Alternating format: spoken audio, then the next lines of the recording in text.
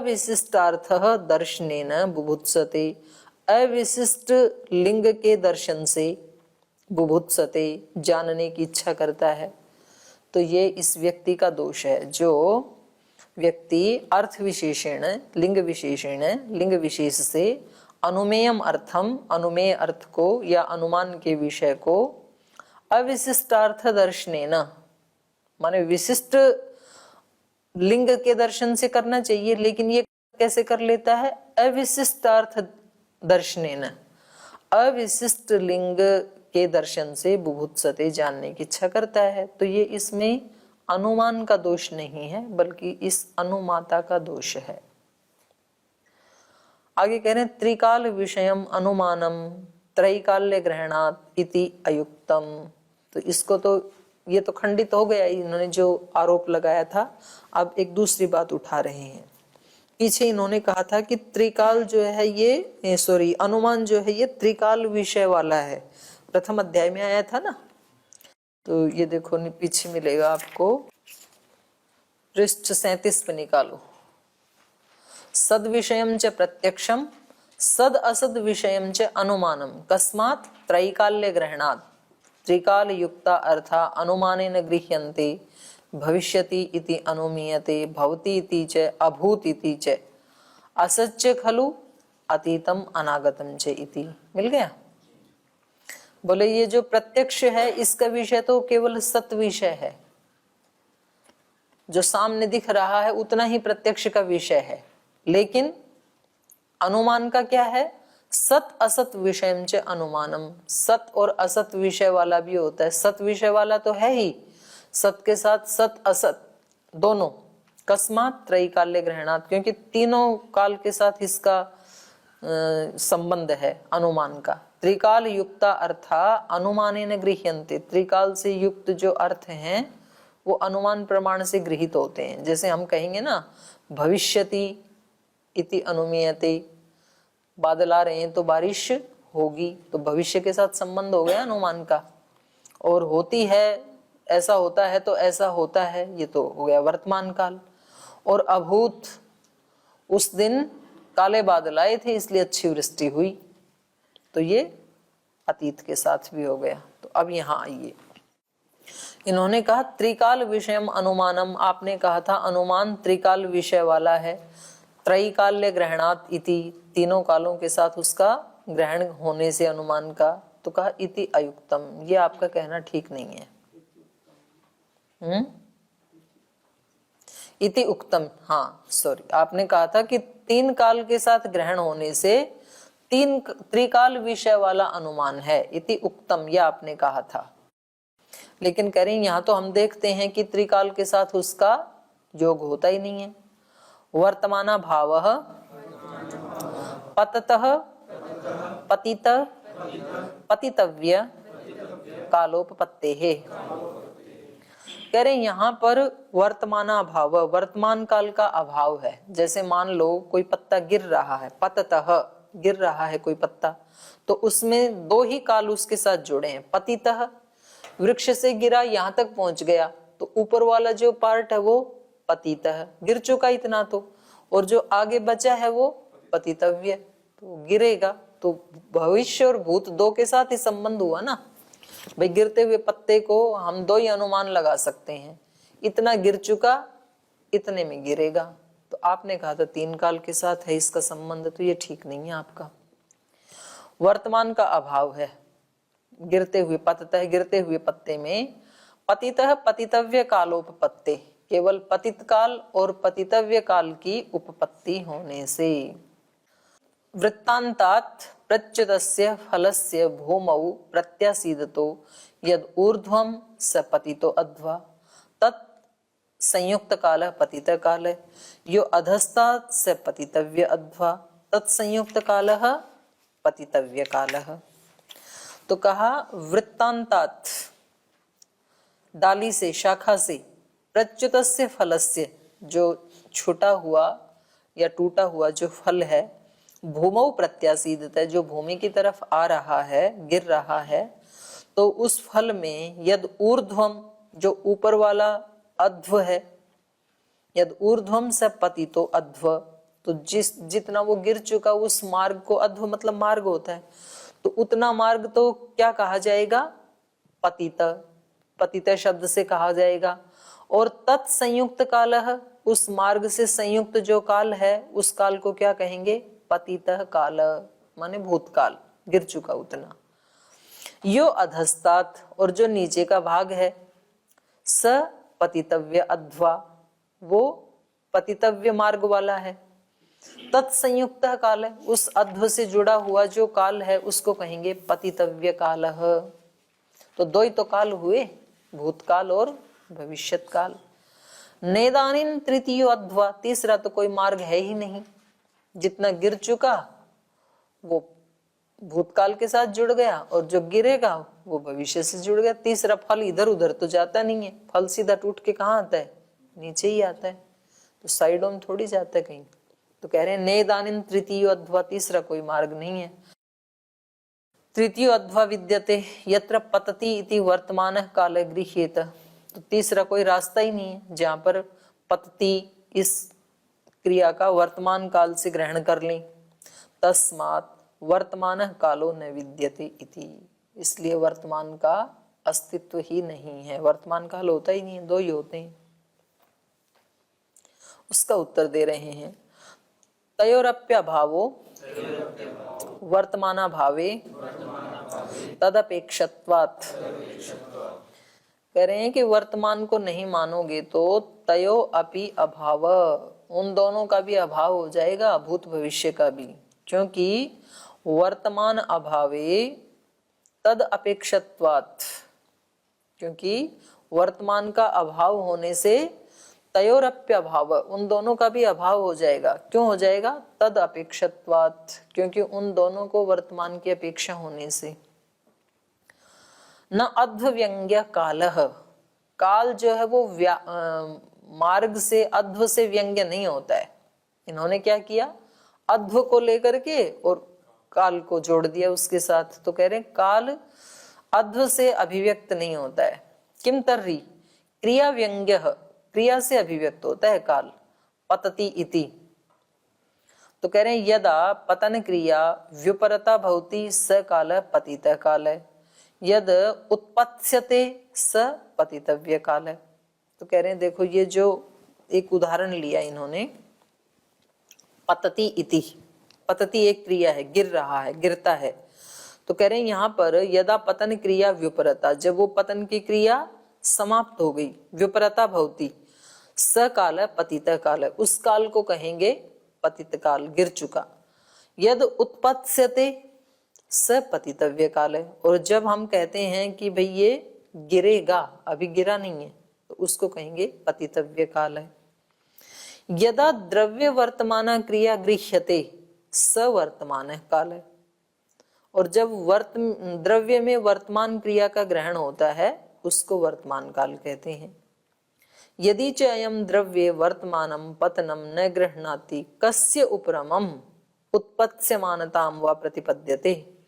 तो कह रहे हैं जब तक यदि च अयम द्रव्य, यदि ये क्रिया जो है द्रव्य वर्तमानम पतनम न गृह्णाति, यदि नहीं, अयम मतलब ये पूर्व पक्षी, यदि च अयम, यदि ये पूर्व पक्षी द्रव्य वर्तमानम पतनम न गृह्णाति, द्रव्य में विद्यमान उस पतन क्रिया का ग्रहण नहीं कर पाता है, तो कस्य उपरमम, उपरम किसका होगा, और कस्य उत्पत्स्यमानताम व प्रतिपद्यते, किसकी उत्पत्स्यमानता, तो वर्तमान को पहले ग्रहण, पतति को ग्रहण करेगा तभी तो इन दोनों का ग्रहण होगा ना, उनका नहीं करेगा तो कैसे ग्रहण होगा।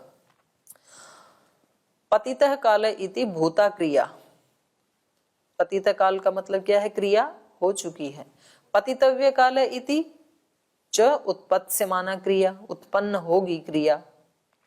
उभयो कालयोः क्रियाहीनम द्रव्यम, तो दोनों ही कालों में द्रव्य क्या है? क्रियाहीन, मतलब क्रिया हो चुकी है तो भी उसमें क्रिया नहीं हो रही, और होगी तो भी क्रिया से हीन है द्रव्य। अधः पतति इति क्रिया संबद्धम सोयम क्रिया द्रव्ययो संबंधम गृह्णाति इति वर्तमान काल। तो कह रहे हैं अधः पतति इति, नीचे गिरता है। यहाँ पर क्रिया संबंधम, यहाँ पर क्रिया के साथ संबंध है द्रव्य का। जब हम कहते हैं अधपतति, तो सोयम क्रिया द्रव्यो संबंधम गृह्णाति, तो वह ये जो गिरने वाला जो काल है, क्रिया द्रव्यो, क्रिया और द्रव्य के साथ जब संबंध को गृह्णाति, ग्रहण करता है, वर्तमान काल है, तब इसको वर्तमान काल कहते हैं। तद आश्रयौ च इतरौ कालौ, और उस वर्तमान काल के आश्रय से ही भूत भविष्य ये दो काल रहते हैं। तद अभावे न स्यातामिति, वर्तमान काल का अभाव होने से वो भी नहीं रहेंगे। अथापि और भी कह रहे हैं, नातीता नागतयो इतरेतर अपेक्षा सिद्धि। यहाँ ती में बड़ी ई की मात्रा लगा लीजिए, न अतीत अनागतयो हो, ऐसे होगा, न अतीत अनागतयो इतरेतर अपेक्षा सिद्धि, क्योंकि वर्तमान को यदि नहीं मानोगे तो अतीत और अनागत की सिद्धि हो ही नहीं सकती है, क्योंकि इनकी इतरेतर अपेक्षा से तो सिद्धि होगी नहीं, कि अतीत की अपेक्षा से अनागत की और अनागत की अपेक्षा से अतीत की, माने इतरेतर अपेक्षा से सिद्धि हो जाए, ये तो हो नहीं सकता है। तो यदि वर्तमान को नहीं मानेंगे तो न अतीत अनागतयो इतरेतर अपेक्षा सिद्धि, अतीत और अनागत की भी इतरेतर अपेक्षा से भी सिद्धि नहीं होगी। कोई कहे कि जी इतरेतर अपेक्षा से सिद्धि हो जाएगी, तो वर्तमान को मानने की क्या जरूरत है। इन्होंने कहा था ना, वर्तमान को नहीं मानोगे तो इनकी भी सिद्धि नहीं होगी। बोले हो जाएगी इनकी तो, परस्पर अपेक्षा से भूत की अपेक्षा से भविष्य और भविष्य की अपेक्षा से भूत, ऐसी सिद्धि हो जाएगी। तो बोले नहीं हो सकती है।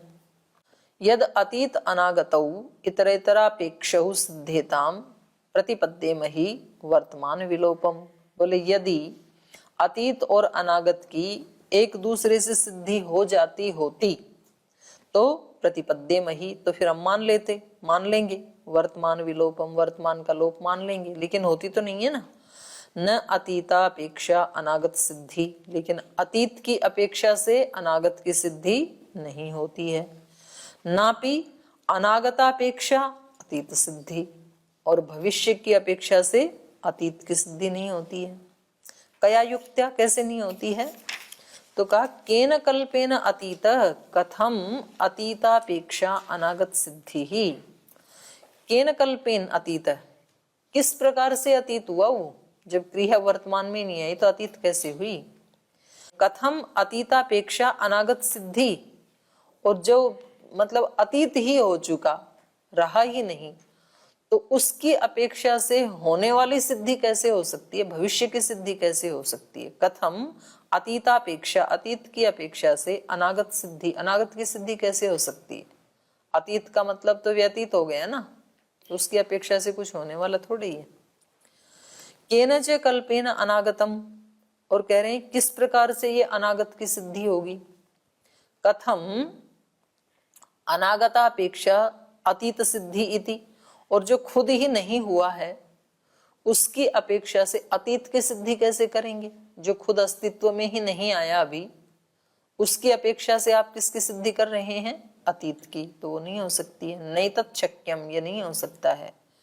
नहीं तच्छक्यम निर्वक्तुम अव्याकरणीयम एतत् वर्तमान लोप इति, तो इसलिए आप ये वर्तमान का लोप नहीं कह सकते हैं। अव्याकरणीयम एतत्, आप इसकी व्याख्या भी नहीं कर सकते हैं, आप इसको शब्द से, शब्द प्रमाण से नहीं कह सकते हैं वर्तमान के लोप को, संभव ही नहीं है। तो वो कह रहे हैं कि निजी हो जाएगी। यच्च मन्येत ह्रस्व दीर्घयो स्थल निम्नयो छाया तपयोश्च यथा इतरेतर अपेक्षया सिद्धि एवं अतीतनागतयोरिति तन्नोपपद्यते। तो ये कह रहे हैं कि देखो हो जाती है ना, दो दो का जोड़ा है ना समाज में, ह्रस्व दीर्घयो हो, ह्रस्व किसकी अपेक्षा से है और दीर्घ किसकी अपेक्षा से है, ह्रस्व की, तो यहाँ हो जाती है ना एक दूसरे की अपेक्षा से सिद्धि। और स्थल निम्नयो हो, स्थल मतलब ऊंचा, निम्न मतलब नीचा, ऊंचा नीचा, नीचा किसकी अपेक्षा से है, ऊंचे, ऊंचा नीचे की अपेक्षा से। छाया आतपयो हो, धूप छाया, छाया की अपेक्षा से धूप, धूप की अपेक्षा से छाया, जहाँ छाया नहीं है वो धूप है, और जहाँ धूप नहीं है वो छाया है, तो दोनों की अपेक्षा से हो जाते हैं ना। तो कह रहे हैं यहाँ पर यथा इतरेतर, ये एक की मात्रा लगा लेना रेफ के ऊपर, इतरेतर ऐसे होगा, इतरतर हो रखा है। यथा इतरेतर अपेक्षया सिद्धि, जैसे इनमें इतरेतर अपेक्षा से सिद्धि होती है, एवं अतीत अनागतयोरिति, तो ऐसे ही अतीत और अनागत में भी हो जाएगी। कह रहे हैं तन्नोपपद्यते, नहीं, या नहीं हो पाएगी। क्यों नहीं होगी? विशेष हेतु अभावात, विशेष हेतु का अभाव होने से। दृष्टांतवत प्रतिदृष्टांतोपि प्रसज्यते, बोले आपने जो ऊपर ये बताए हैं ये तो दृष्टांत है ना, कोई हेतु तो दिया नहीं। अपने पक्ष को सिद्ध करने के लिए क्या करना होता है? पहले प्रतिज्ञा करो, फिर उसका कोई हेतु दो, और तीसरे नंबर पे फिर दृष्टांत दो। तो आपने दृष्टांत दे दिए सीधे कि देखो ह्रस्व दीर्घ ऊंचा नीचा यहाँ हो जाती, उसका हेतु नहीं बताया ना। तो कहा विशेष हेतु अभावात दृष्टांतवत प्रतिदृष्टांतोपि प्रसज्यते, जैसे आपने दृष्टांत दिया वैसे हमारे पास प्रतिदृष्टांत भी तो है, हम वो दे देते हैं आपको। यथा रूप स्पर्शौ गंधरसौ न इतरेतरापेक्षौ सिद्ध्यते, जैसे दो दो का जोड़ा तो यहाँ भी बोला जाता है ना, तो बोलते हैं कि रूप स्पर्श, लेकिन स्पर्श की अपेक्षा से रूप नहीं है और रूप की अपेक्षा से स्पर्श नहीं है। गंध रसौ, गंध की अपेक्षा से रस नहीं, रस की अपेक्षा से गंध नहीं, बोला तो जाता है लोक में रूप रस गंध ऐसे बोलते हैं ना। न इतरेतर अपेक्षा सिद्ध्यते, जैसे ये एक दूसरे की अपेक्षा से सिद्ध नहीं होते हैं। एवं अतीत अनागतौ इति न इतरेतर अपेक्षा कस्यचित सिद्धिरिति, तो ऐसे ही अतीत और अनागत इनकी भी इतरेतर अपेक्षा से कैसे भी सिद्धि, किसी की भी सिद्धि नहीं हो पाएगी, ना अतीत की होगी और ना तो अनागत की होगी। यस्माद् एका भावे अन्यतर अभावात उभया भाव, क्योंकि जब एक है अतीत है जब, तो अनागत नहीं है। तो कह रहे हैं एक का अभाव होने से दोनों का ही अभाव हो जाएगा, क्योंकि उसकी अपेक्षा से ही तो वो सिद्ध हो रहा था, और जिसकी अपेक्षा से सिद्ध हो रहा था वो तो खुद ही नहीं है, तो फिर उसकी अपेक्षा से सिद्ध होने वाला भी कैसे रहेगा? तो कभी कभी कोई व्यक्ति किसी दूसरे की अपेक्षा से अपने को बलवान मान लेता है, और वो दूसरा तो खुद ही बलवान नहीं है, तो वो ही बलवान नहीं है तो ये बलवान कैसे होगा? जिसकी अपेक्षा से मान रहा था खुद को धनवान, बलवान, गुणवान, विद्यावान, वो खुद ही नहीं है, तो फिर ये भी नहीं हो सकता है। तो एक का अभाव होने से दोनों की ही असिद्धि हो जाएगी। तो वही कह रहे हैं ये यस्माद् एका भावे, क्योंकि एक का अभाव होने से, अन्यतर अभावा, दूसरे का भी अभाव होने से, उभया भाव, दोनों का ही अभाव होगा, तो दोनों की सिद्धि नहीं होगी, अतीत और अनागत की। क्योंकि जो अनागत है तो वो तो अभी आया ही नहीं सत्ता में, तो वो अतीत की क्या सिद्धि करेगा? और जो अतीत हो चुका उसका अस्तित्व ही नहीं है, तो वो किसी दूसरे अनागत की सिद्धि कैसे करेगा? तो एक का अभाव होने से दोनों का अभाव हो जाएगा। यद एकस्य अन्यतरापेक्षा सिद्धि, जो एक की दूसरे की अपेक्षा से सिद्धि हो रही है, अन्यतर से इदानीम किम अपेक्षा, तो हम आपसे पूछते हैं कि वो एक की अपेक्षा से दूसरे की सिद्धि हो रही थी, तो एक किसकी अपेक्षा से है, उसकी सिद्धि कैसे हुई? यद अन्यतरस्य एकस्य अपेक्षा, जब दूसरे को एक की अपेक्षा है, वो एक की अपेक्षा से दूसरा सिद्ध हो रहा है, तो कह रहे हैं हम यहाँ पर पूछते हैं यद अन्यतरस्य एकापेक्षा सिद्धि एकस्य इदानीम किम अपेक्षा, तो ये एक की सिद्धि किसकी अपेक्षा से हुई? एवं एकस्य अभावे अन्यतर न सिद्ध्यति, तो इस प्रकार से एक और दो में से एक का अभाव होने से दूसरे का भी अभाव हो जाता है, तो और दूसरा नहीं है तो पहले का भी अभाव हो जाएगा। एकस्य अभावे अन्यतर न सिद्ध्यति इति उभया भाव प्रसज्यते, तो इस प्रकार से दोनों का ही अभाव होने लगता है। अर्थात वर्तमान काल को यदि आप नहीं मानेंगे तो अतीत और अनागत की भी सिद्धि नहीं हो सकती है, उनका भी अभाव होने लगेगा। अर्थ सद्भाव व्यंग्यश्च अयम वर्तमान कालः विद्यते द्रव्यम विद्यते गुण विद्यते कर्म इति। ये वर्तमान काल किससे व्यंग्य होता है? अर्थ सद्भाव से, अर्थ की सत्ता से। कोई पदार्थ है तब वर्तमान काल की अभिव्यक्ति होती है, तो पदार्थ की सत्ता से प्रकट होता है ये वर्तमान काल। कैसे? विद्यते द्रव्यम, हम कहते हैं कि ये द्रव्य है, इसी को तो हम वर्तमान काल कहते हैं। तो ये वस्तु है, ये हमने कब कहा? जब कोई अर्थ सद्भाव सत्ता में है तब, तभी तो कहेंगे द्रव्य है, गुण है, कर्म है, तो इनकी सत्ता होनी चाहिए ना पहले, तब वर्तमान व्यंग्य होगा। यस्य च अयम नास्ति, और जिसके मत में ये द्रव्य है नहीं, गुण है नहीं, कर्म है नहीं, अवयवी है नहीं, तस्य, उसके मत में, उसके मत में तो कह रहे हैं वर्तमाना भावे सर्वाग्रहणम प्रत्यक्षानुपपत्ते है। जिसके मत में ये वर्तमान काल नहीं है, द्रव्य गुण कर्म ये नहीं मान रहा है जो व्यक्ति, तो उसके मत में तो वर्तमान अभावे, वर्तमान का अभाव होने से सर्व अग्रहणम, सब चीजों का ग्रहण नहीं हो पाएगा। क्योंकि सत्तात्मक जो वस्तुएं हैं वो किस काल से संबंध रखती हैं? वर्तमान काल से। और जो वर्तमान को नहीं मान रहा है तो उसके लिए तो सारी सृष्टि का ही अभाव हो गया। वर्तमाना भावे सर्व अग्रहणम, सबका ही अग्रहण होगा। क्यों? प्रत्यक्ष अनुपपत्ति है, प्रत्यक्ष की भी अनुपपत्ति होने से, वो देख ही नहीं रहा है ना, तो फिर वो व्यवहार कैसे करेगा? तो कह रहे हैं प्रत्यक्षम इंद्रियार्थ सन्निकर्षजम। प्रत्यक्ष किसको कहते हैं? इंद्रिय और अर्थ के सन्निकर्ष से उत्पन्न होने वाला, उसको हम प्रत्यक्ष कहते हैं।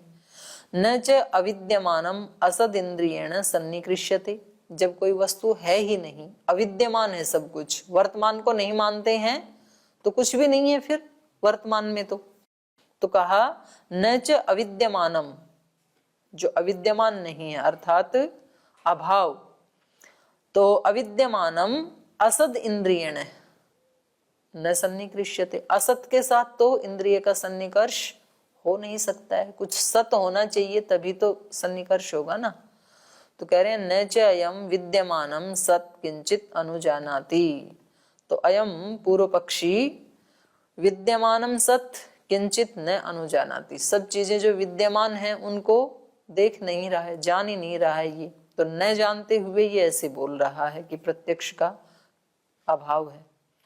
प्रत्यक्ष निमित्तम प्रत्यक्ष विषय प्रत्यक्ष ज्ञानम सर्वम नोपपद्यते। बोले ये जो पूर्व पक्षी है भला आदमी, ये प्रत्यक्ष निमित्त को, प्रत्यक्ष विषय को और प्रत्यक्ष ज्ञान को, तीनों को भी प्राप्त नहीं कर रहा है, उपलब्ध नहीं हो रहा है। और क्या कह रहा है? प्रत्यक्ष का अभाव है। प्रत्यक्ष निमित्त मतलब, प्रत्यक्ष का निमित्त क्या है? प्रमाण, प्रत्यक्ष प्रमाण। प्रत्यक्ष निमित्तम, प्रत्यक्ष किस निमित्त से होता है? प्रमाण से होता है ना। और प्रत्यक्ष विषय, प्रत्यक्ष का विषय क्या है?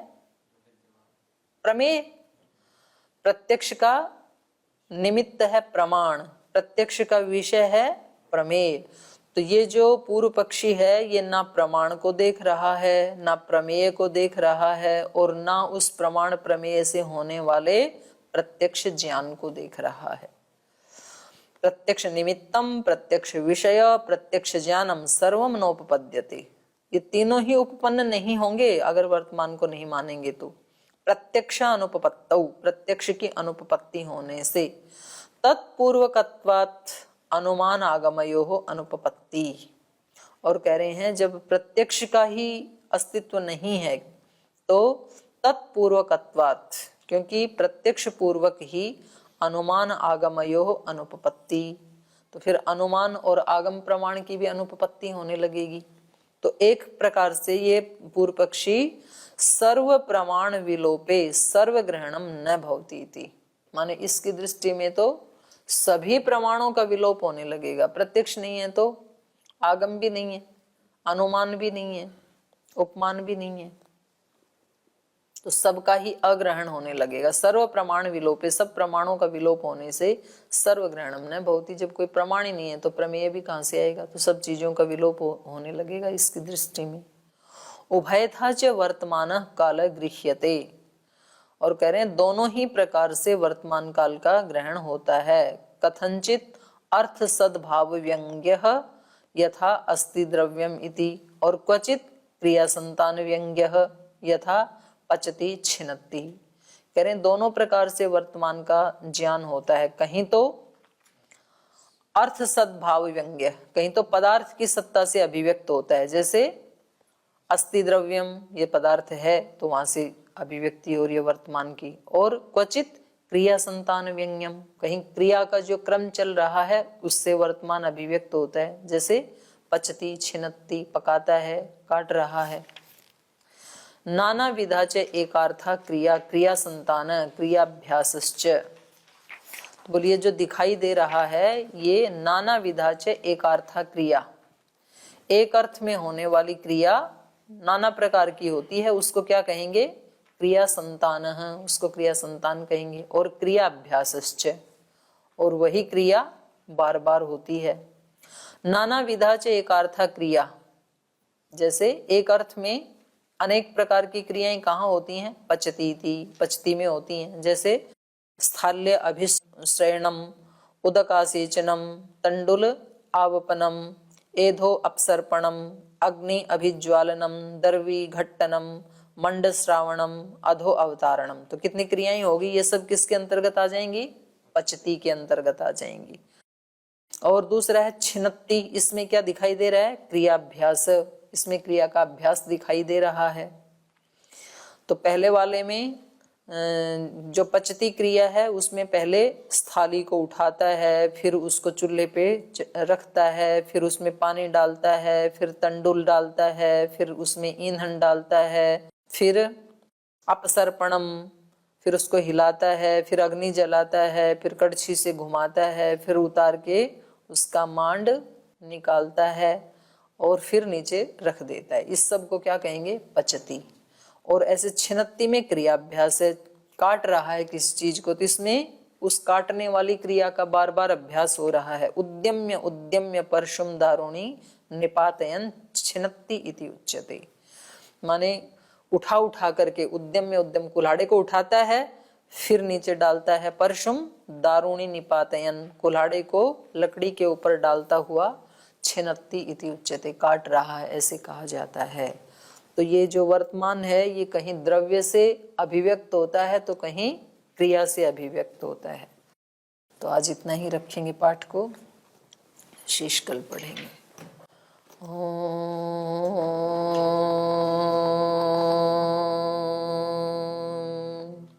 शांति शांति शांति।